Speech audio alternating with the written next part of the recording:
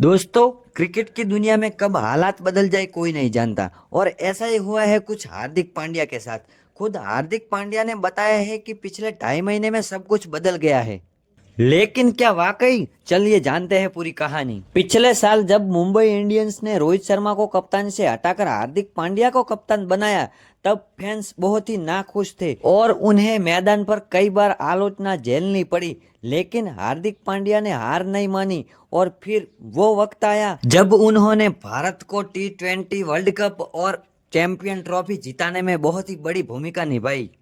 और हार्दिक पांड्या ने बताया कि कुछ पल ऐसे भी आए जब मेरा फोकस जीतने पर नहीं बल्कि मैदान पे टिके रहने पर था। लेकिन दोस्तों, मेहनत कभी भी बेकार नहीं जाती और धीरे धीरे हार्दिक पांड्या का भी वक्त बदल गया।